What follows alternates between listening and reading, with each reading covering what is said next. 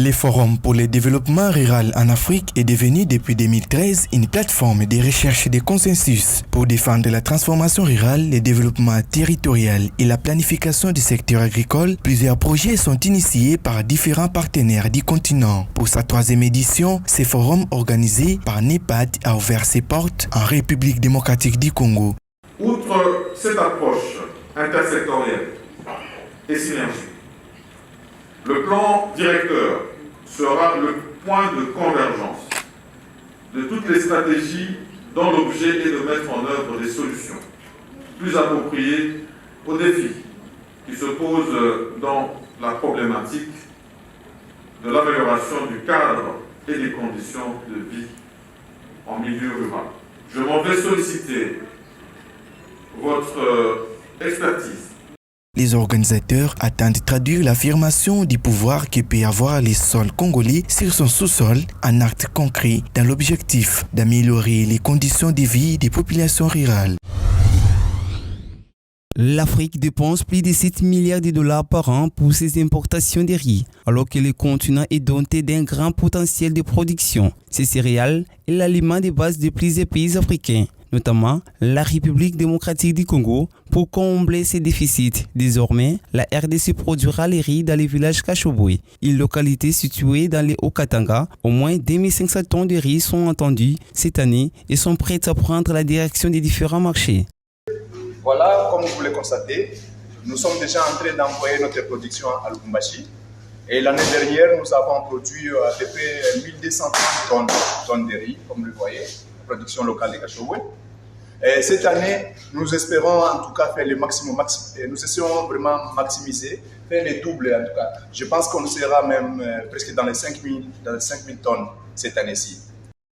À en croire certaines sources, la production de riz à Kachobwe a été relancée par Moïse Katumbi. Avec cette production rizicole, il est possible de faire de la République démocratique du Congo les greniers de l'Afrique. Cela passe par une prise de conscience, la détermination et aussi un investissement dans les capital humain. Car le développement de l'agriculture peut être le moyen par lequel le continent africain en général et la RDC en particulier peut devenir autosuffisant et ainsi combler la question du déficit alimentaire. La ville de Kinshasa fait face à un changement saisonnier. Ce phénomène, appelé la petite saison sèche, s'étend du mois de janvier au mois de février. Elle est caractérisée par la rareté de pluie dans certains coins et absence de pluie dans d'autres. Le ciel nuageux et de fortes chaleurs. Selon Josué Kizal, négociateur climat, ce phénomène a été prédit longtemps par des scientifiques et il est lié à la destruction de la couche d'ozone. La saison ou petite saison ou la rareté de pluie, oui. C'était des phénomènes prédits longtemps par des scientifiques. Et cela fait partie aussi de perturbations climatiques que nous sommes en train d'observer actuellement. Mais là, il y a aussi un autre effet en termes de chaleur que nous voyons certainement sur les questions liées à la destruction de la couche d'ozone fait partie intégrante aussi de tout ce qu'il y a comme perturbation climatique, n'est-ce pas, qui fait partie aussi d'un autre protocole que nous appelons protocole de Montréal, qui avait été aussi signé et ratifié par des pays, entre autres la RDC en a fait partie aussi, où on devait parler comment on peut protéger notre couche d'ozone.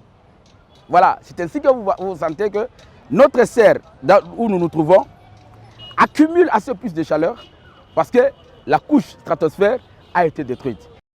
Selon quelques recherches, cette petite saison sèche est aussi l'une des conséquences de pluies diluviennes du mois de mars et du mois d'avril suite aux températures très élevées. On croit ces négociateurs, il est impossible d'affirmer une telle analyse. Scientifiquement, je ne peux pas vous le prouver que les conséquences de pluies diluviennes viennent des saisons, c'est-à-dire des petites saisons. Non. Les précipitations à Kinshasa s'élèvent à 1400 mm par an. C'est le 16 décembre 2021 que la pluie diluvienne s'est abattue sur toute l'étendue de la ville. Plusieurs dégâts et pertes sans vie humaine ont été enregistrés. Comme annoncé au cours d'un point de presse organisé récemment à Kinshasa, les experts de l'Initiative pour la transparence des industries extractives internationales ITA ont démarré le processus de validation de la République démocratique du Congo à la norme ITA depuis janvier 2022. Le coordonnateur de cette initiative a assuré que la RDC réunit les conditions pour être reconnue comme pays ayant atteint un degré élevé de transparence dans la gouvernance des ressources naturelles. C'est un processus d'évaluation. Le secrétariat international ou l'IDE international va évaluer le progrès qu'a effectué la RDC dans le sens de la mise en œuvre du processus ITE. La validation de la RD Congo à la norme ITA permettra au pays de jouir d'une crédibilité au niveau international et ainsi devenir de plus en plus fréquentable. Pour ce faire, le coordonnateur a rappelé les engagements des parties prenantes à la mise en œuvre du dit processus. À ce jour, je peux dire que le gouvernement l'a manifesté en payant toute la dotation 2021 de l'ITE RDC. Comme vous le savez, il y a beaucoup d'administrations qui attendent encore les frais de fonctionnement. Mais du côté de l'initiative, le gouvernement a fait des efforts pour que toute la dotation soit mise à disposition pour la mise en œuvre du processus ITE. Signalons que ce processus durera près de 3 mois. Les résultats seront connus d'ici la fin du premier trimestre de l'année en cours.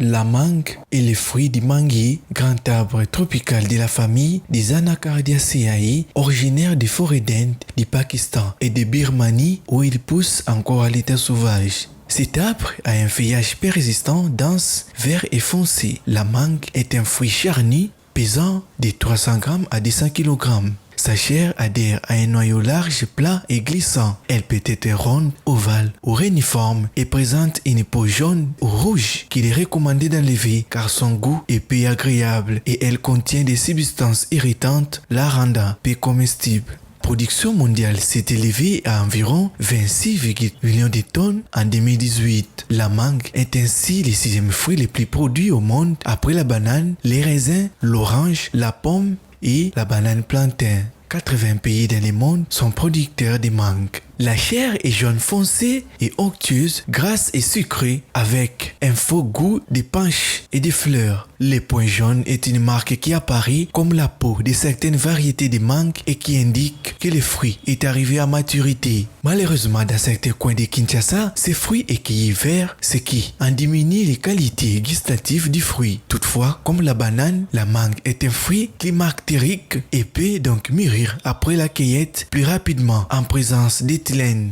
Depuis quelques années, la production mondiale des mangues s'est considérablement accrue. C'est là principalement grâce à l'apparition de nombreux nouveaux pays producteurs comme la Chine, dont la production a connu une telle croissance qu'elle occupe à présent la 2e place mondiale.